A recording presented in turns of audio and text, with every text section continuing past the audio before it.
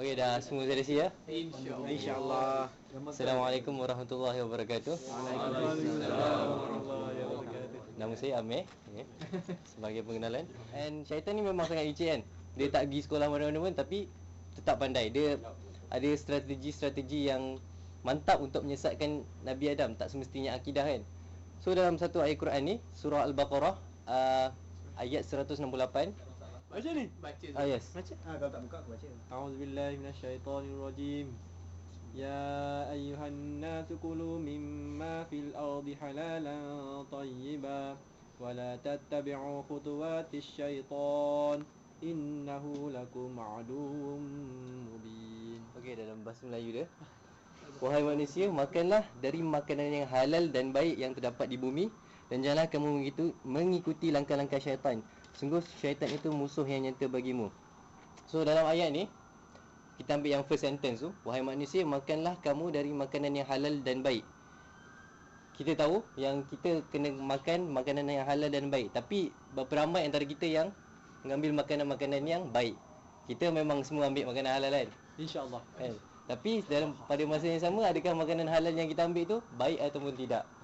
Ini antara salah satu strategi syaitan yang maybe cukup licik kan. So untuk counter balik, kita makanlah makanan yang halal dan baik kan. Baik tu macam mana baik? Contoh. Oh, yang baik ni macam Apa definition baik? Define baik. Baik. Jampu. Pukul lagu. Memang baik aku rasa dia macam makanan Berkhasiat lah. lebih kurang macam berkhasiat macam makan. Tapi macam kita tengok dia macam tengok culture ke macam Malaysia kita tengok makanan berminyak kan. Most of them berminyak kan. Tapi sebabkan benda tu boleh ambil tapi dalam kuantiti yang sedikit lah. Jadi kalau kita lebih-lebih, jadi efek dia obviously tak sihat, gemuk kan. Dan apa yang kalau bila kita ambil makanan yang halal tapi kurang baik, efek dia pun yang macam aku sebut tadi, tak sihat apa semua, itu boleh menjadikan salah satu sebab kita jauh daripada Allah kan. Maybe bila kita dah sakit, tentulah kita persoalkan kenapa aku dah sakit lah, ada macam-macam kan. Tapi ianya disebabkan diri kita sendiri yang tak mengikut suruhan yang telah diberikan oleh Allah. So untuk tips untuk exam lah sebenarnya ni kan. Dah nak exam, kita mesti makan yang halal dan baik kan, takkan nak makan yang haram. Sebab benda ni akan efek kena punya exam. So biasanya bila time exam ni, time ni kita macam kurangkan makan sebab kita nak hilangkan ngantuk kan, sebab kita nak study, sebab masa pun dah tak banyak kan. So, jadi kalau macam kita dah ada ambil step pun macam kurangkan makan time exam semua. So kalau dan ambil makanan yang berkhasiat, so kalau boleh kita maintainkan apa yang kita buat time exam ni, so kita dapat mengikut perintah Allah yang terdapat pada surah Al-Baqarah ni ayat 168. So point dia simple, makanlah makanan yang halal dan baik. Dia ada beza kan.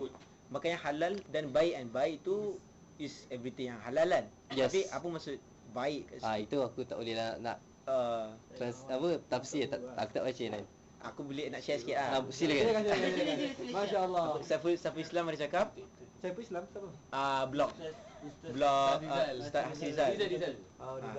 Dia ada cakap kenapa Islam ni is din kan, the way of life. And kenapa dalam surah yang Amir cakap, surah Al-Baqarah ayat 168 tu, Allah kata halal, bukan setakat halal sebab basically kita makan halal dah cukup baiklah Islam kita kan. Tapi tak cukup keislaman kita kalau kita tak makan dengan halal dan baik. Sebab baik ni, maksud baik tu adalah basically pertengahan lah. Mana kita makan halal, kita makan ayam, tapi jangan makan ayam lebih. Sementara tu kita makan sayur, kita jangan makan sayur lebih. Kita makan sayur, semua ada di kuota, ada seimbang. So itu maksud baik. Itulah maknanya bila nak katakan Islam ni dia tahu pasal manusia ni sistem, bukan setakat halal yang haramnya saja. Kalau orang tanya kita kan, Islam ni tak boleh halal haram. Kita cakap tak, Islam akan halal dan baik. Kita cakap dia, sesungguhnya Islam sendiri suruh kita jaga makanan kita dengan seimbang.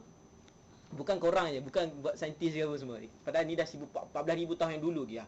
Allah SWT dah bagi tahu dah. 1400. Nah, 1400. So, itulah tak tunjuk selingan je, tak apa. Turun temurun ni. Terima kasih.